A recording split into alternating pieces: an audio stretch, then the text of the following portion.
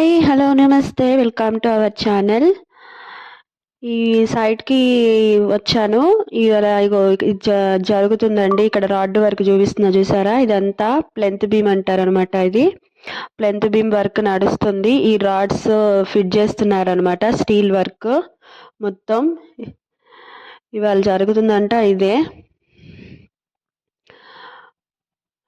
ఇది వచ్చేసి మనకి దీనంతా ప్లెంత్ బీమ్ అంటారు. మొత్తం చుట్టూ కాలంకి కాలం టచ్ చేస్తా, అది ఏరియా మొత్తం స్థలం మొత్తం ఇట్లా చుట్టూ కాలంకి కాలం టచ్ చేస్తూ వెళ్తుంది అనమాట మొత్తం ప్లెంత్ బీమ్.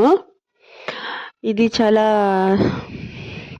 ఇక్కడ చూడండి, రాడ్స్ కింద మొత్తం ఇటుక రాళ్లతో ఒక పాత్ లాగా వేశారు కింద, ప్లెంత్ బీమ్ కింద కనిపిస్తుంది కదా, దాని మీద ఈ రాడ్స్ నిలబెట్టారు కదా.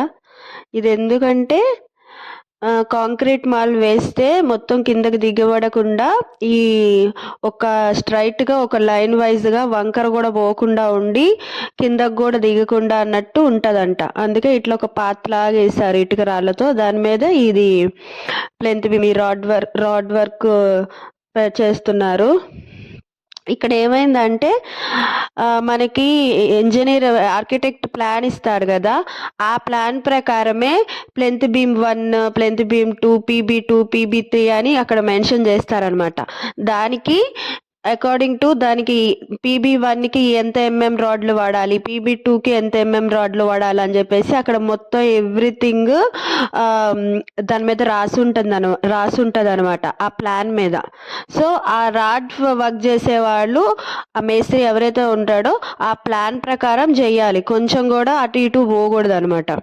ఇక్కడ ఏమైందంటే కొన్ని PB1కి 12 లేదు, 16 ఇలా ఉంటాయి కదా, అక్కడ ఉన్నట్టు చేయకుండా ఆడు మొత్తంకి ఒకటే వేసుకుంటా వెళ్ళిపోయాడంట. అది రాంగ్ వచ్చింది. మా ఆయన చూపించి, నీ సొంతంగా ఎందుకు చేస్తున్నావు, ఇక్కడ ప్లాన్ ప్రకారం ఏది ఉంటే అది చెయ్యాలి కదా అని చెప్పేసి మాట్లాడుతున్నాడు.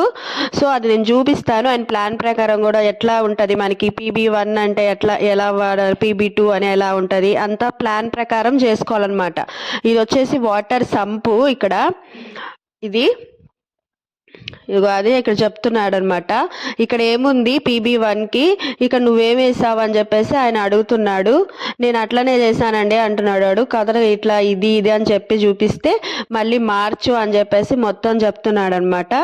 ఇక్కడ చూడండి, అది ఏమో 16 ఆ మధ్యలో 12 ఉండకూడదంట PB1కి. అంటే దేనికి ఏది వాడాలో దాని ఆర్కిటెక్ట్ ప్లాన్ ప్రకారమే కరెక్ట్గా వెళ్తేనే ఆ వెయిట్కి కరెక్ట్గా స్ట్రాంగ్గా స్ట్రెంగ్త్ ఉంటుంది అనమాట.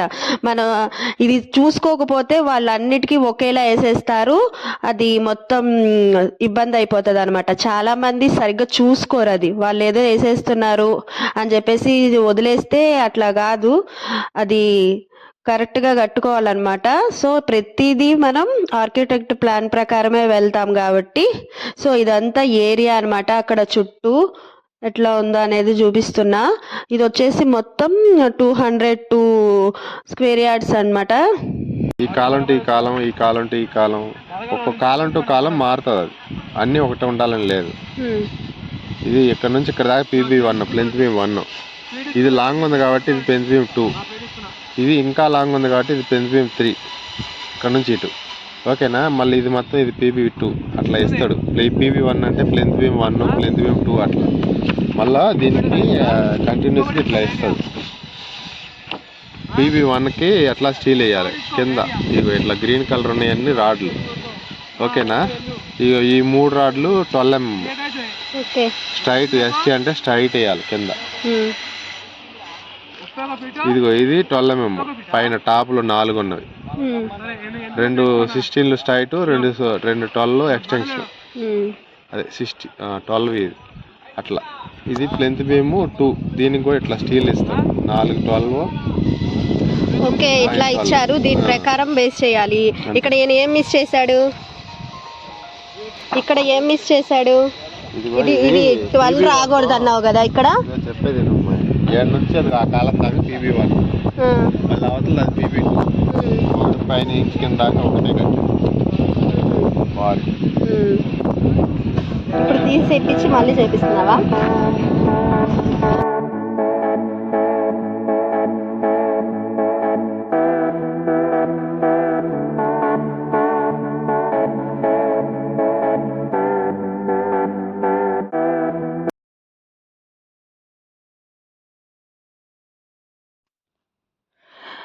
చూడండి ఇక్కడ తీసేసి మళ్ళీ మారుస్తున్నారు.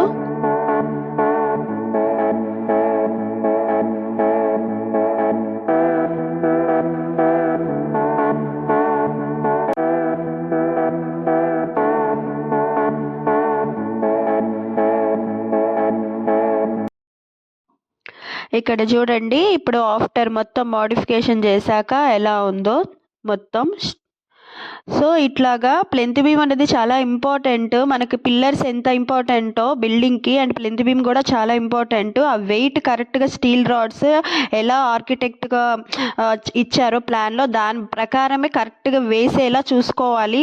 వీళ్ళు ఆ ప్లాన్ ప్రకారమే వేస్తామని అంటారు, మనం అలా చెప్పి వదిలేయకూడదు, చూసుకోవాలన్నమాట ఎవ్రీథింగ్.